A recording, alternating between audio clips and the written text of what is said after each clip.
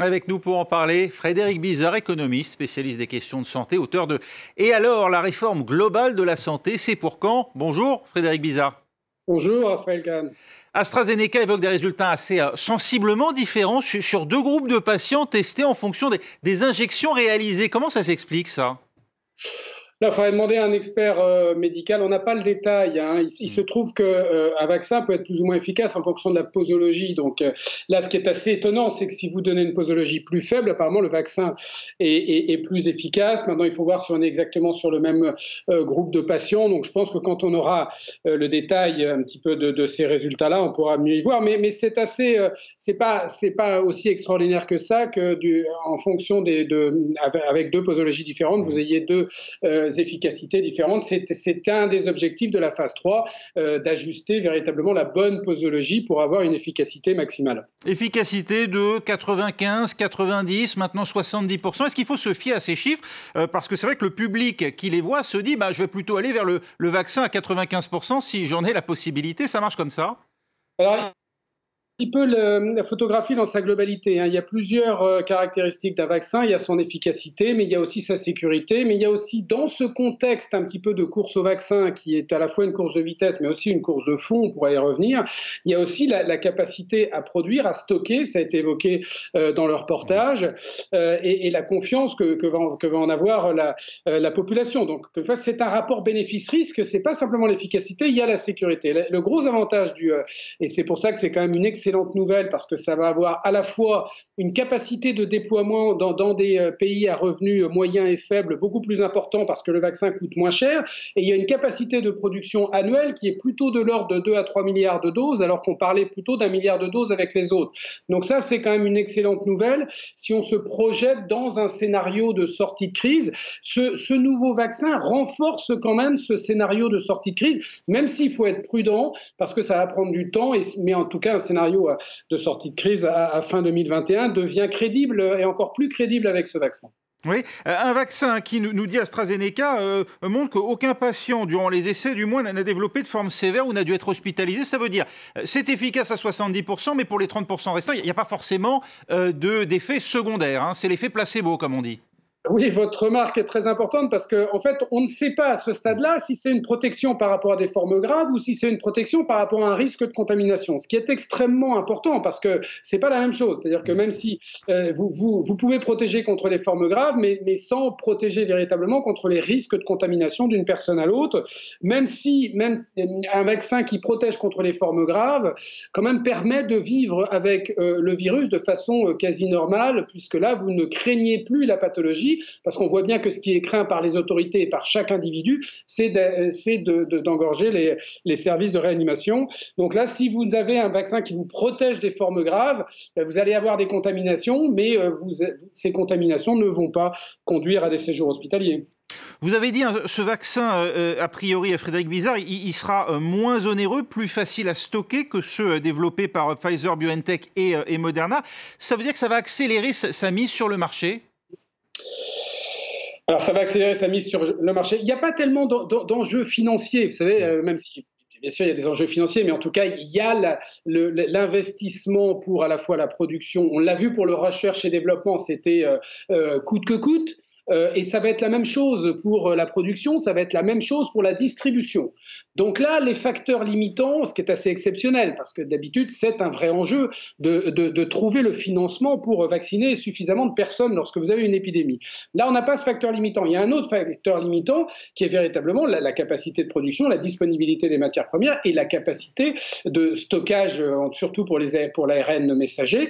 Et dans les pays à revenus moyens et à revenus faibles, cette spécificité d'un stockage à moins 20 ou moins 70 degrés pour les vaccins ARN messagers est quasi rédhibitoire. Donc là, l'arrivée de ce vaccin beaucoup plus facile à stocker est véritablement une aubaine et très très important, en particulier, encore une fois, et c'est important parce que c'est là où il y a la plus grande population dans les pays à revenus faibles et à revenus moyens. Une technique plus traditionnelle qui ne repose pas sur l'ARN messager, mais qui n'accélérera pas forcément donc sa validation par les autorités scientifiques. Non, même si je ne crois pas que la validation par les autorités scientifiques sera un facteur limitant là, parce que si vous voulez, toutes les agences, que ce soit l'agence européenne, que ce soit l'agence américaine, sont vraiment dans les starting blocks, si je peux me permettre d'utiliser une expression sportive. Et donc là, aujourd'hui, le dossier, il est en haut de la pile. Il y a ce qu'on appelle un roll-in review, c'est-à-dire qu'en fait, et ce qui est assez exceptionnel, c'est que ces agences sont en contact quasi quotidien avec les laboratoires et donc reçoivent en temps réel toutes les nouvelles données, ce qui va véritablement accélérer la revue qui prend généralement ça va prendre quelques jours, quelques semaines, et je pense que début d'année 2021, nous devrions avoir les premières autorisations. Les dirigeants du G20 réunis par visioconférence en Arabie Saoudite ont promis de ne reculer devant aucun effort pour garantir un accès équitable à ces vaccins. Vous avez dit, de ce point de vue-là, ce vaccin AstraZeneca est une bonne nouvelle. Comment vont se répartir les doses au niveau international? Et puis, l'Europe elle-même, combien en a-t-elle commandé? À qui? Et là aussi, comment va s'effectuer la répartition entre les États membres? La ministre déléguée Agnès Pannier-Runacher évoquait la semaine dernière la possibilité pour des États qui seraient en excès de doses de pouvoir en céder à d'autres qui seraient en déficit. Est-ce que réellement ça va arriver, ça, entre États membres? Est-ce qu'il ne va pas y avoir une course à la captation du maximum de vaccins? Alors, tout dépend des continents dont on parle, hein. Ça a été un petit peu laborieux en Europe, puisque vous avez eu un consortium de 4 pays, hein, la France, l'Allemagne, la Belgique et l'Italie, puisque l'Union européenne n'était pas d'accord pour se coordonner. Donc, ces 4 pays ont commencé par des précommandes de l'ordre de 400 millions de doses, notamment auprès d'AstraZeneca. Et puis ensuite, c'est la Commission européenne, où la France d'ailleurs a joué un rôle pour essayer d'inciter que ce soit au niveau de la Commission européenne, qui passe les commandes, donc qui a la main sur la négociation avec les laboratoires. Aujourd'hui, la Commission européenne a conclu des contrats avec 5 laboratoires pour un volume de l'ordre d'1,550 milliard de doses. C'est en discussion encore avec le laboratoire Moderna pour 160 millions de doses. Donc on a à peu près 1 milliard 700 millions de doses. Donc une quantité plus que suffisante pour les 470 millions d'habitants de l'Union européenne.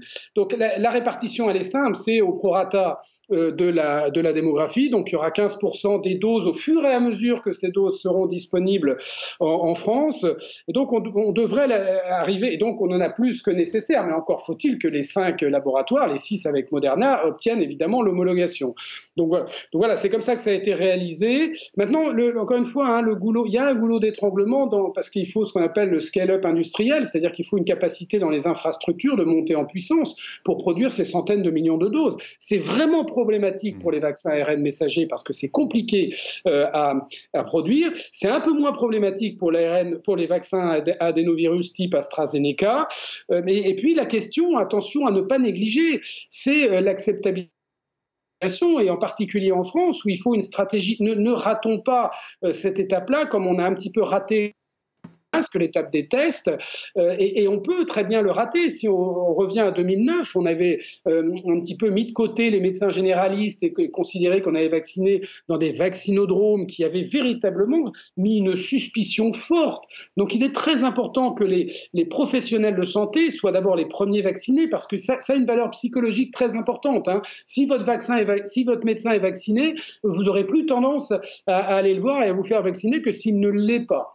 Donc il y a une hiérarchie à respecter, les médecins et évidemment les pharmaciens et les infirmiers, mais la valeur, je dirais, psychologique que impliquée est très importante, et c'est là aussi où le vaccin adénovirus a un avantage, c'est que vous pouvez le stocker dans votre réfrigérateur. Donc on peut le stocker chez tous les professionnels de santé assez facilement, ce qui sera plus compliqué pour le vaccin ARN messager, qui sera davantage un produit hospitalier.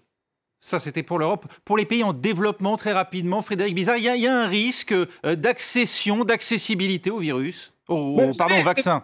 Attention, hein, les pays en voie de développement sont très habitués à avoir des campagnes massives de vaccination pour les épidémies. Ils connaissent, on voit qu'en Afrique, les populations sont habituées, d'ailleurs, se sont assez bien protégées.